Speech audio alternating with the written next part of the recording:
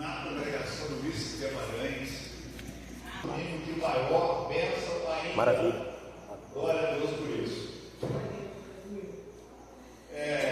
Eu preparei o Data Show, o pendrive com a lição de hoje, para nós utilizarmos o Data Show, mas ele não está em condições de uso, né? Isso acontece. Então, não será por isso que nós teremos nossa lição, nós teremos de um jeito. Eu sabe o que faz.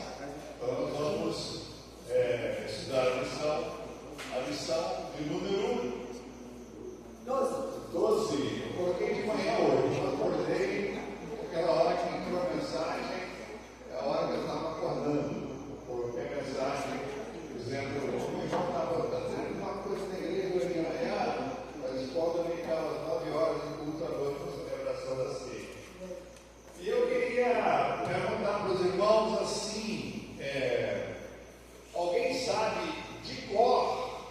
Vamos voltar lá na minha infância, lá no interior de Minas Gerais, como faziam os professores antigamente. Alguém sabe de cor? Não sabe. Alguém sabe de cor? Já vou tentar decorar agora, vamos lá.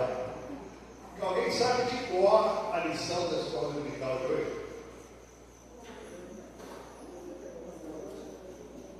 Ninguém sabe de cor? E lembra, quem sabe? A majestade.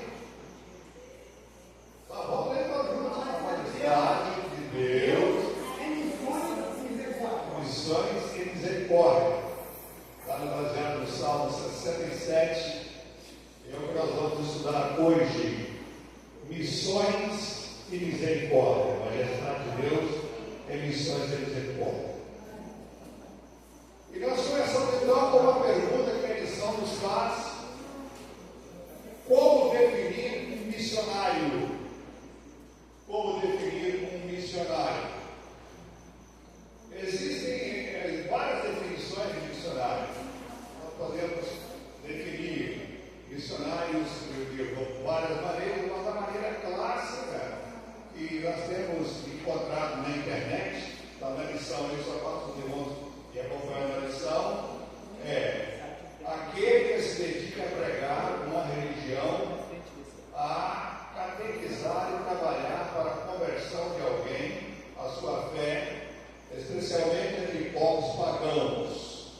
Essa definição, ela não está errada, essa definição está certa, mas apesar disso ela é muito superficial. O autor da lição dá uma definição mais, digamos assim, mais clássica, mais clara, e ele vai dizer assim: um missionário é alguém enviado por Deus para tornar você e outras pessoas alegres em Deus. Meus irmãos, não tem como falar. Eu estava preparando a lição e eu preparei um pendrive com várias imagens aqui. Eu apenas aqui o aparelho, com várias imagens, e conversando então com a Rosa em casa, ela falou: é sobre missões? É sobre missões, eu vou trabalhar no próximo domingo. E ela disse: que interessante missões. Você está falando tanto em missões da igreja, e a lição da escola dominical aborda justamente o assunto das missões. E eu encontrei nessa lição realmente resposta para muitas perguntas que eu, como pastor, já jubilando, eu não tinha encontrado. Essa lição me deu essa resposta. Missionários, daquela lição, não decidem sair de onde estão para pregar o evangelho em outro lugar. Deus o chama, o cerca e o envia. Deus o chama. Irmãos, eu quero pedir permissão a vocês e dar um testemunho pessoal. Eu não tenho condições de dar essa lição sem dar um testemunho pessoal da minha vida sobre as missões. Hoje eu estou membro do Presbitério de Vila Velha, frequento a primeira igreja, estamos aqui, frequento aqui a congregação de Luiz Ulisses Guimarães, que eu chamo de igreja Ulisses Guimarães, mas a minha vida já passou por um ministério que os irmãos não têm a mínima ideia. Eu estudei, eu fiz teologia no Rio de Janeiro, e 4 anos no seminário estudando. E quando eu era estudante no seminário, eu tomava conta de uma igreja na favela do Manguinhos, lá no Rio de Janeiro, de perto da Avenida Suburbana para a Avenida Democrática. Eu dava assistência ali. Ficava 2 domingos em Manguinhos e 2 domingos na igreja presbiteriana de Benfica.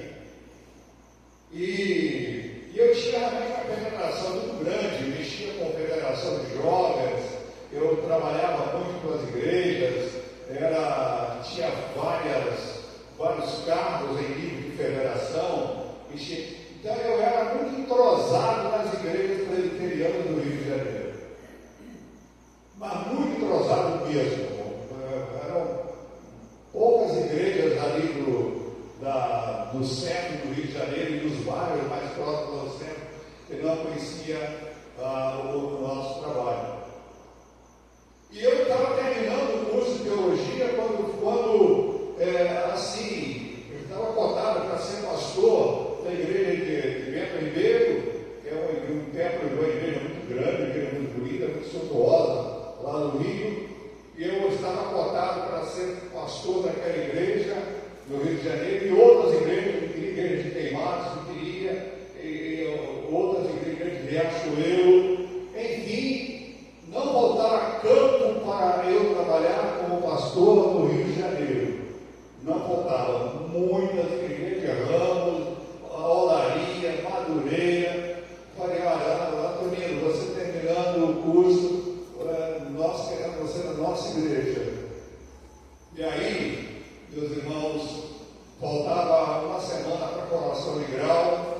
Um professor do seminário, que era coronel reformado da aeronáutica, me procurou e me falou assim: Antonino, vai ter um avião partindo um avião da FAB, partindo daqui do Rio, do Galeão, para Belém do Pará. E eu tenho uma vaga nesse avião. Se você quiser conhecer a missão do norte do Brasil, a missão presbiteriana, eu acho uma boa oportunidade de você embarcar nesse avião e passar lá umas 2 semanas conhecendo o trabalho missionário ali. Aí eu falei, por que eu vou conhecer um trabalho missionário lá na Amazônia, se eu tenho um programa de rádio na Rádio Copacabana chamado Programa Água Viva, que é até o nome do meu canal no YouTube. Eu tenho um programa na rádio que era gravado, evidentemente, era todo domingo às 2 horas da tarde que eu gravava. Tinha um programa diário às 7 horas da manhã, que também era gravado. Eu ia lá na segunda-feira, que era o dia de folga do seminarista, eu gravava todos os programas da semana, para vir lá todo dia. E falava, eu pego um ônibus, salto da porta da igreja, eu posso visitar 3, 4 igrejas num dia só. Eu vou fazer na Amazônia. Mas algo muito forte estava tocando no meu coração, e que eu encontrei aqui nessa lição. Deus chama, cerca e envia. Eu não estava entendendo. Eu falei, gente, eu vou viajar para lá, passagem de graça, do avião da FAB, da Força Aérea Brasileira, eu vou para lá. Aí eu arrumei minha mala, peguei o violão, fui para o aeroporto, com a orientação do meu professor, tá? Coronel Rubens. E embarquei então para Belém do Pará. Lá em Belém eu peguei um ônibus e ia até Marabá, 500 quilômetros de estrada de chão, onde ficava uma das sedes da missão presbiteriana. Meus irmãos, meu coração foi transpassado pela dor de ver tantas pessoas carentes do Evangelho naquele lugar. Meu coração ficou dolorido de ver tanto mundanismo naquele lugar e o povo sedento pela palavra de Deus.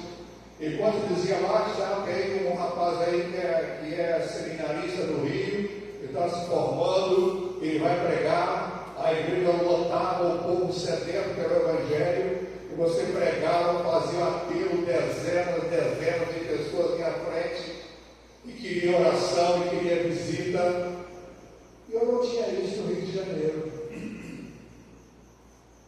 Eu falei, meu Deus, o que tu queres de mim? Eu falei, orar. Aí tinha casa pastoral, eu fiquei hospedado na casa pastoral, vazia, porque ela não tinha pastor, em Marabá. Eu dobrava o joelho à noite orando, até que Deus, na madrugada, me respondeu. Ele queria que eu deixasse o Rio de Janeiro, deixasse toda a comodidade do Rio de Janeiro, onde eu visitava as igrejas ricas, e eu coloquei no pendrive para projetar aqui a igreja da Silva de Artim, a primeira catedral presbiteriana do Rio de Janeiro que eu frequentava. Eu fazia trabalho com os irmãos, alguns não conhecem, alguns devem conhecer, alguns irmãos não conhecem, mas eu coloquei nos slides as fotos dessa igreja, onde a beleza, o esplendor, a riqueza é uma coisa extraordinária. Uma igreja que foi fundada em 1852 pelo missionário Simon, que saiu dos Estados Unidos e veio para o Brasil, e no dia 12 de agosto de 1859 ele dirigiu o primeiro culto no Brasil, ainda a bordo do navio ancorado no porto do Rio de Janeiro, ali na Praça Mauá. E aí, gente, o que eu vou fazer? Eu vou sair daqui, eu vou sair de lá do Rio, vou vir para aqui, para esse lugar. Mas é uma diferença muito grande, meus irmãos. Você saindo do coração do Rio de Janeiro, uma projeção que eu tinha para ser pastor de grandes igrejas riquíssimas, igrejas de pastores e seminaristas se acotovelavam, que tinham para sentar, que tinha tanta gente, e ali eu fazia a diferença. Deus chama, cerca, envia. Eu não tenho condições de ser pastor do Rio de Janeiro. Só isso, tem que trocar.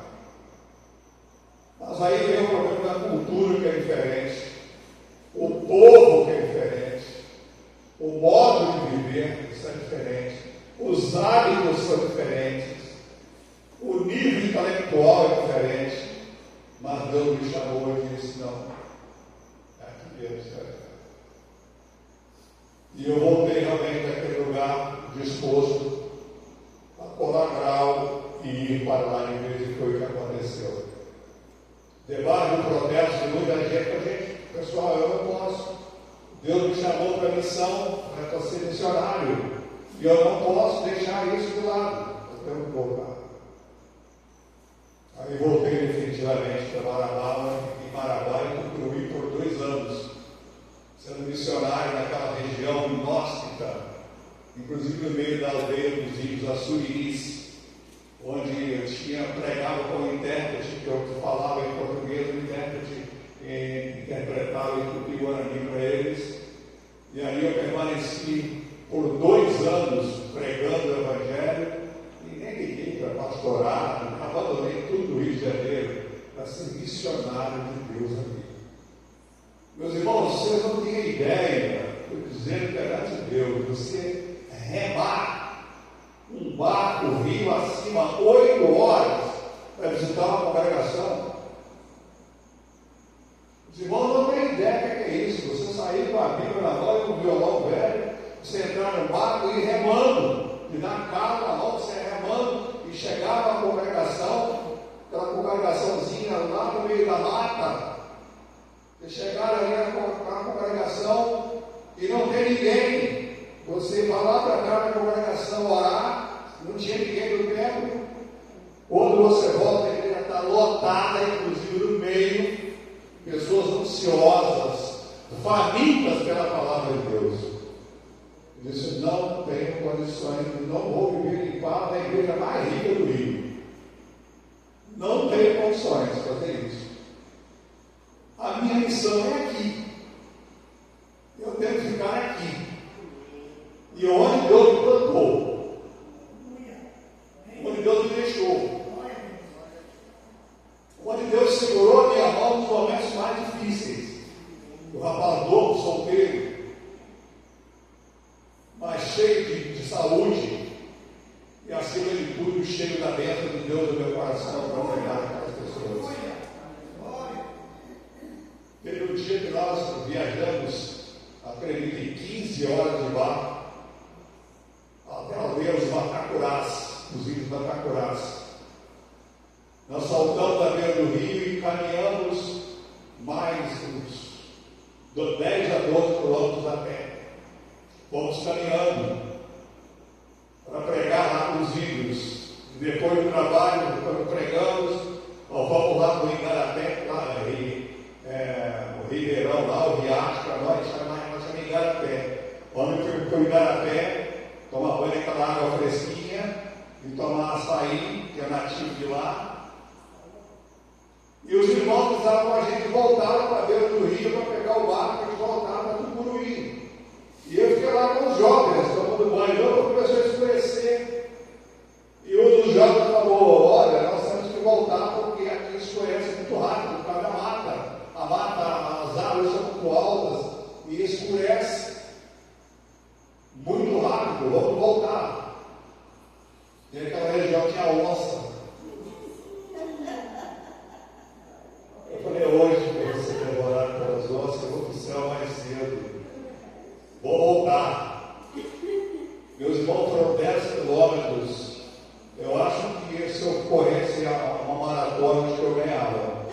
Eu comecei a andar, começou a escurecer, e rapidamente eu só vi aquela trilhazinha assim, no meio daquela mata, e aquelas aves noturnas começaram a cantar, e animais noturnos começaram a soltar sons que eu não conhecia, e eu correndo com os jovens, correndo, com o violão nas costas, e com a minha Bíblia na mão, e um gravadorzinho com músicas evangélicas, correndo. Quando nós chegamos na beira do rio, que eu olhei lá embaixo, no rio Tocantins, eu olhei os irmãos lá no barco esperando a gente. Eu louvei a Deus, glória a Deus, chegamos, Deus nos guardou, louvado seja o nome do Senhor. 15 horas. E às vezes no Rio de Janeiro nós tínhamos irmãos que moravam perto da igreja. Ou quando muito pegava um ônibus, só ia para a igreja, mas faltava. E lá naquelas aldeias, da população ribeirinha, você parava o barco na beira de uma casa, na beira do rio, numa casa, e ia falar do Evangelho, tal dia assim, e quando nós chegávamos na casa, estava lotada, estava cheio de gente no terreiro. E assim foi a mensagem do Evangelho. Deus chama, cerca e envia. E ali eu fiquei por 2 anos, pregando o Evangelho de Cristo, orando, lutando contra as obras do mal, contra demônios, vendo o ministério que eu não conhecia, pelo seminário presbiteriano, não ensina o ministério de libertação de demônios, e eu me deparava com esse lugar, mexia muito nos espíritos malignos, e eu me deparei muito com isso. Eu amadureci, meus irmãos, ali, naquela 2 anos, eu amadureci talvez 10 anos do meu ministério. Na prática, Deus me moldou ali em Marabá e Tucuruí e nas aldeias dos índios, o Braço Iris e Tuquis. Foi a missão de Deus, mas eu tinha todo o conforto do Rio. Eu sempre ia ver os olhos na mocidade para Cristo, que é o acampamento que tem, para ser missionário. Quantas palestras eu recebi convite do Abraão, que era um dos líderes lá, Abraão, para morar, para ser ordenado pastor e morar no acampamento, para dar palestra para os jovens. na igreja, eu só ia dar palestra e aconselhar jovens, e tocar com os jovens e cantar. E eu estava pensando nisso, Deus não quis. Sabe por quê? Deus chama, certo envia. Quando Deus chama, certo envia, nada muda. E assim foi com o nosso primeiro missionário. Sabe o que nós temos hoje aqui na igreja de Ulisses Guimarães? Porque um jovem de 28 anos, chamado Lastel Green Simon, foi chamado lá nos Estados Unidos para vir para o Brasil sem falar a nossa língua, sem falar o português, e foi enviado para o Brasil para pregar o Evangelho, uma língua que ele não conhecia. E ele chegou no Brasil em 1858, e no dia 2, em 1862, é fundada a primeira igreja presbiteriana do Rio de Janeiro, a atual Catedral Presbiteriana do Rio de Janeiro. Meus irmãos, e ali foram batizados, os primeiros batizados eram americanos que eram funcionários de uma empresa americana que trabalhava no Brasil chamada Singer. Eu me lembro que tinha uma máquina, a minha mãe tinha uma máquina de costura dessa marca Singer. Era uma empresa que tinha no Rio e os funcionários se converteram e a igreja começou na Rua do Ouvidor, no centro do Rio de Janeiro, onde fica inclusive a sede da CBF, Confederação Brasileira de Futebol. Ali começou a igreja presbiteriana, depois mudou lá para o Campo de Santana, onde hoje é o Corpo de Bombeiros, o primeiro Hospital Souza Guiar, Casa da Moeda, por ali, e depois o reverendo Matatias comprou esse terreno na Silva Jardim, próximo da Praça Tiradentes, onde foi invocado o proclamante da independência, Francisco da Silva Xavier, o Tiradentes, onde foi invocado pertinho, estava aí perto da Praça Tiradentes até a igreja, daqui na pracinha ali, menos da metade, sabe? E aí foi construída a Catedral Presbiteriana, porque um missionário, sem saber falar português, veio para o Brasil. Deus envia pessoas. E essa é a história que está aqui na nossa lição, que eu incentivei tantos irmãos a ver o WhatsApp a estudar. Número 1, a história da Adoniran Judson.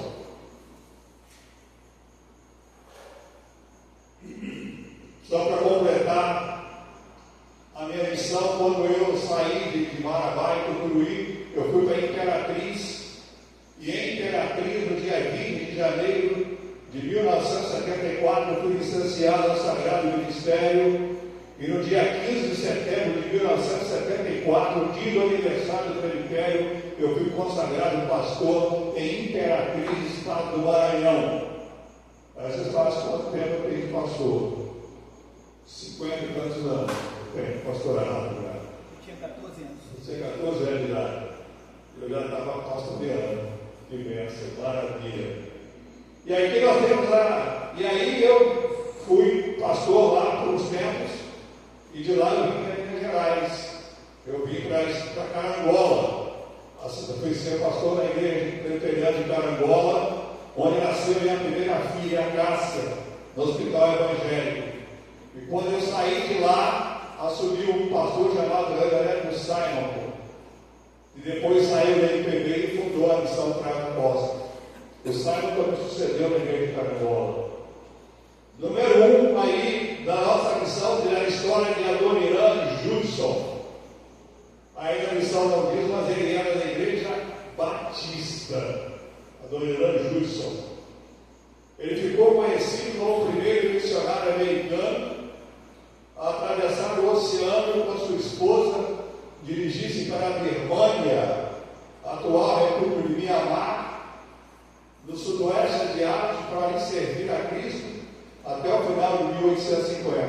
Também sem saber falar a língua daquele povo, porque Deus coloca na nossa boca o que nós devemos falar.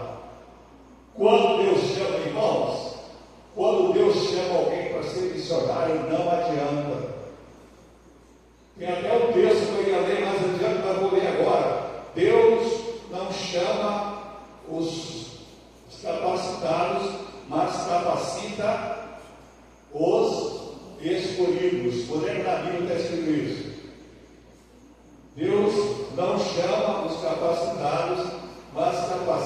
escolhidos. Alguém aqui já matou a charada, não tem na Bíblia. Esse é um texto do cientista Albert Einstein.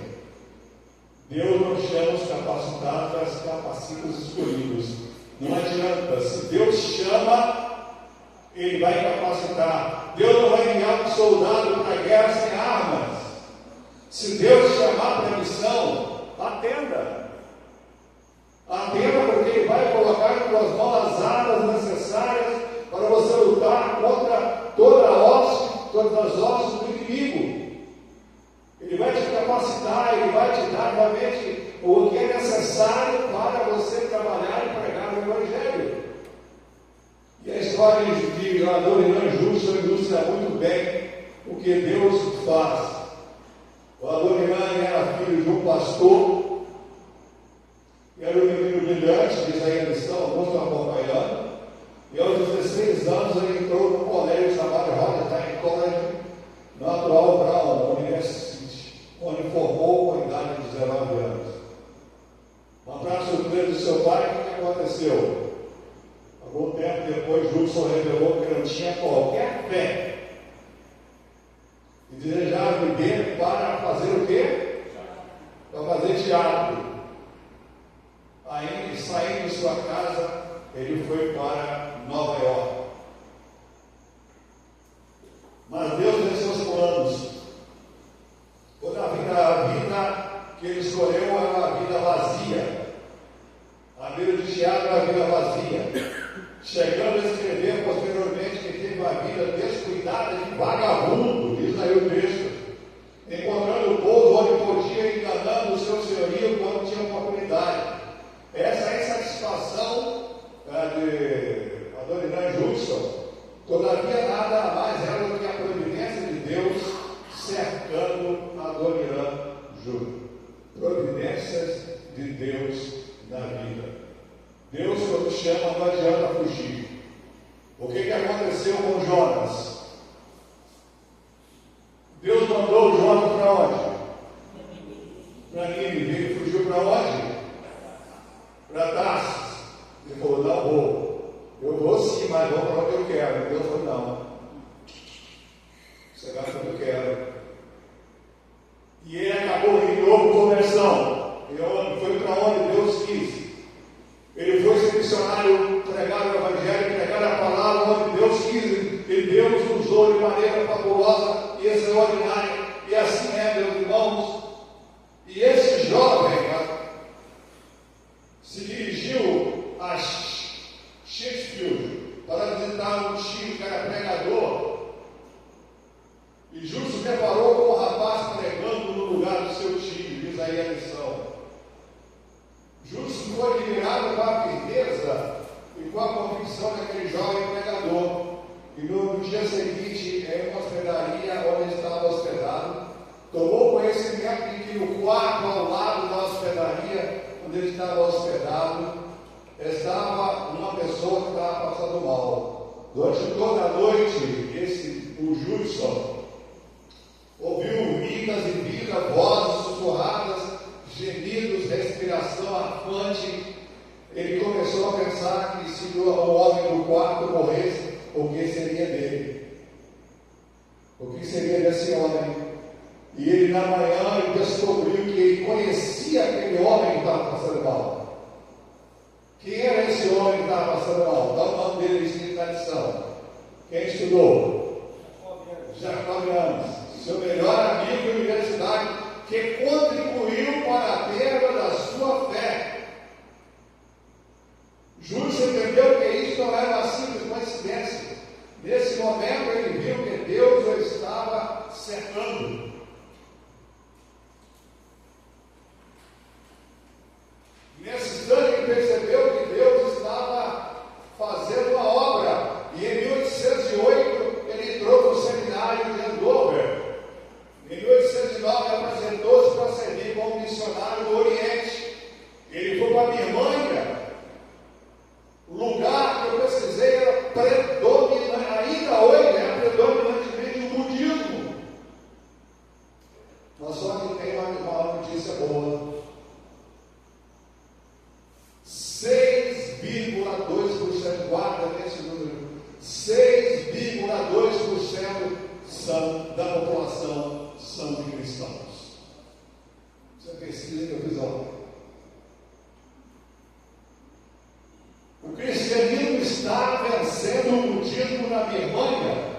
de Mianmar.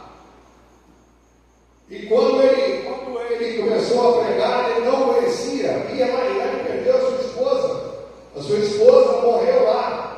Assim também como o Simon, quando chegou no Brasil, ele morreu com 33. O Simon morreu com 33 anos. Ele morreu jovem.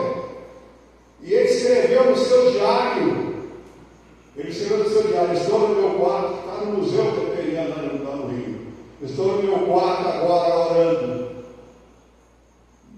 Ellen, que é a esposa de Ellen também, Ellen, minha esposa, jaz na sala. Deus a levou tão rápido que eu nem tomei conta ainda do que vai ser da minha vida. Perdeu por uma febre amarela. E depois ele morreu com 33 anos de idade. Mas o seu primo, Blackford, tinha vindo para cá, para o Brasil. E aqui no Brasil fez um trabalho extraordinário, meus irmãos. E o primeiro, uma curiosidade, o primeiro presbiteriano a se tornar membro de igreja brasileiro foi um ex-padre. Sabia disso? O primeiro presbiteriano brasileiro, porque o Simon tinha batizado um americano que trabalhava na empresa chamada Singer, lá no Rio de Janeiro. O primeiro presbiteriano a ser batizado e que tornou pastor depois foi realmente José Manuel da Conceição, que era um padre que se converteu e que hoje é do seminário de São Paulo, do seminário Reverendo José Manuel da Conceição. Ele era padre. Assim também o Judson vai para a República de Mianmar, para a Birmânia pregar o Evangelho, e ali Deus faz uma obra extraordinária, mesmo sem saber a língua. Mas Deus, quando chama, Deus capacita. Meu irmão, minha irmã, se Deus te chamar, primeiro que não adianta você fugir. Senão vai ser igual com Jonas. Deus vai te pegar na força e dizer, não, você tem que ir. Você tem que ir para onde eu quero. Que os desígnios de Deus, os propósitos de Deus são infinitamente maiores do que podemos imaginar. Estou na lição ainda, estou no tópico 1 ainda. Ele retornou aos estudos dos Estados Unidos apenas uma vez em 1945. Depois disso, não mais. Tanto que quando sua esposa morreu na Birmânia, trabalhando para Cristo, glorificou, levando birmaneses a se renderem a Jesus. Hoje, 6,2% dos moradores da Birmânia são cristãos, graças a um jovem que ouviu o chamado de Jesus para o ministério sagrado. Se Deus nos chamou, não precisa forçar, não adianta. Mas se Deus te chamar, vá, porque Deus te chamou, Ele vai te dar aquilo que você precisa. E vai colocar na sua boca a palavra, até a língua. Se você não souber a língua, Deus vai colocar uma língua, você vai aprender o idioma. Eu conheci um pastor que foi pastor na Índia por 3 anos. Ele chegou na Índia, só sabia falar português e inglês. E foi missionário na Índia e deixou dezenas de igrejas fundadas na Índia, igrejas evangélicas.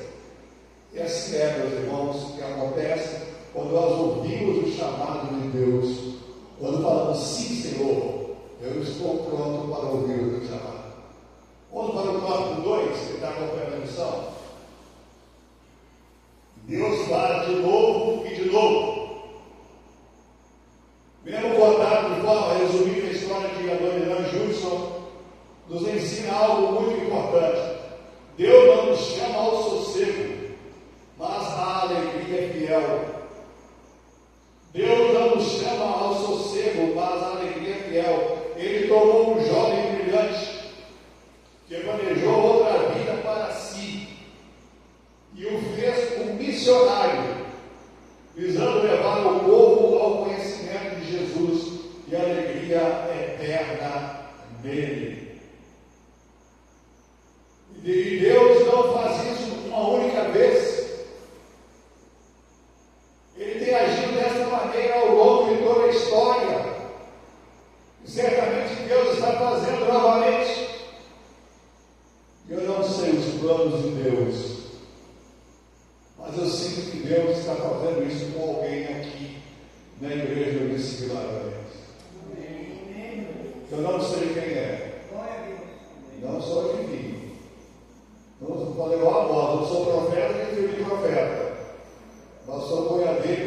2 cômodos, dizia Dona Bossa. Mas Deus está chamando alguém para o ministério. Mas vamos continuar, que depois eu volto a falar sobre esse assunto. Deus não faz isso uma única vez. Ele tem agido dessa maneira ao longo da história. Ele certamente está fazendo. Ele está cercando alguns. Ele está cercando alguns de vocês, sorrindo com lágrimas nos olhos, sabendo o quanto de si ele vai mostrar e o quanto custará. E cada um de nós então examine a si mesmo. Se você tem compaixão de almas que merecem, é uma pessoa apaixonada pelo bom nome de Cristo, ansioso por tornar esse nome cada vez mais conhecido, por pessoas igualmente apaixonadas por Ele, desejosas de torná-lo conhecido dos pecadores. Saiba que você precisa estar preocupado com a questão das missões mundiais. Se o irmão tem paixão pela alma, se olha para o pecador e tem pena que ele está caminhando a passos largos para a perdição, se o irmão olha para o mundo e percebe que o mundo está caminhando para a sua própria destruição, às vezes dentro da nossa própria família, às vezes dentro do nosso próprio bairro, o nosso vizinho do lado esquerdo, do lado direito, na nossa frente, estão perdidos completamente. Se o irmão ama realmente essas almas, é hora de se dedicar à missão de evangelizar. E Deus vai lhe dar os instrumentos necessários para isso. Nas Escrituras, vemos esse desejo ardendo no peito do salmista. Salmo 67, 3 e 4. Quem quer ler para nós? Salmo 67, 3 e 4. Louve-te aos povos, ó Deus, louve-te os povos todos. Alegra-se e exultem as gentes. Pois julgas os povos com equidade e guias na terra as nações. Louvem-te, ó povos, ó Deus, louve-te os povos todos. Alegre-se e exultem as gentes, porque o tempo novo chegou. Deus tem um tempo novo para essa igreja. Essa igreja, meus irmãos, pela fé em Jesus Cristo, eu posso dizer que nunca mais a igreja do Ulisses Guimarães vai esquecer o ano 2025. Porque Deus vai realizar uma obra esse ano aqui com o pastor Nilson. Deus vai usar esse servo aqui na missão de evangelização. Deus vai usar esse servo para que muitas pessoas se convertam e deixem Jesus penetrar em seus corações, mudando vidas, transformando almas. Deus vai usar o pastor Wilson. Deus vai usar esse pastor que nos fala que já está entregando um cajado. O Moisés, no Monte Nebo, quando não aguentava mais, passou o cajado para Josué. Eu estou passando o cajado também. O pastor Wilson tinha 14 anos quando eu fui ordenado pastor. Amém. Com 14 anos, o pastor Wilson foi chamado para o ministério. Com 14 anos de idade, eu fui chamado para o ministério. Com 14 anos, quando eu estava sendo ordenado, o irmão estava nascendo. Deus sabe o que faz e que a missão está fazendo através de você nessa igreja. Amém, meus irmãos? O salmista também diz, lá no Salmo 96, 3 a 10, como é que diz? Pode ler? Anunciaram entre as nações a sua glória em todo o povo, as suas maravilhas, porque grande é o Senhor, temido e não vê ser louvado.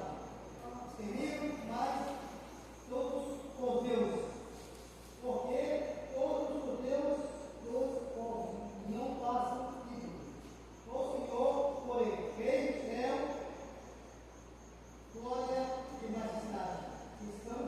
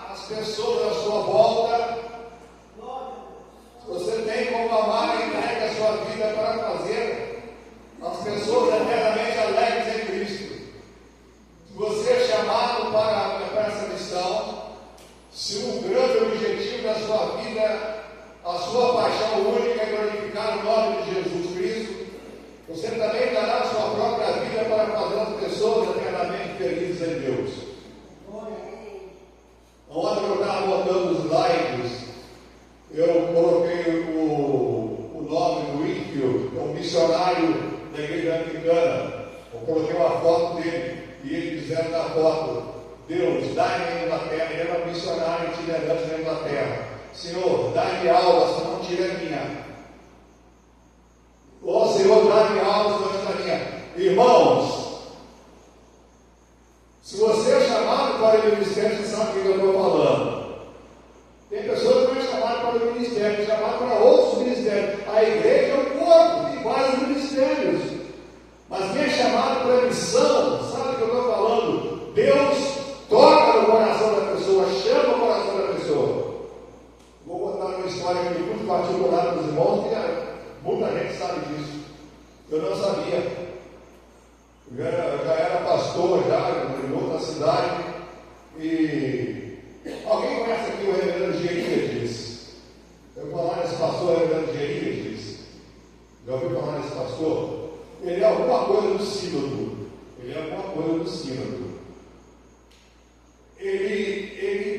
Ele contou para minha irmã, que ele pastoreava a minha irmã na igreja de Itacibá, ele foi pastor da igreja presbiteriana de Itacibá. Ele pastoreava a minha irmã e falou para minha irmã o seguinte: que ele sentiu chamado para o ministério através de uma pregação que eu fiz. E eu não me lembro disso, cara, não me lembro absolutamente nada. E ele falou para minha irmã isso. E essa semana eu estou em casa, o reverendo Epaminondas me liga. Ele disse: pastor Antonino, eu estou te ligando para dizer que o pedido da sua jubilação já passou pelo sínodo, onde nós tivemos uma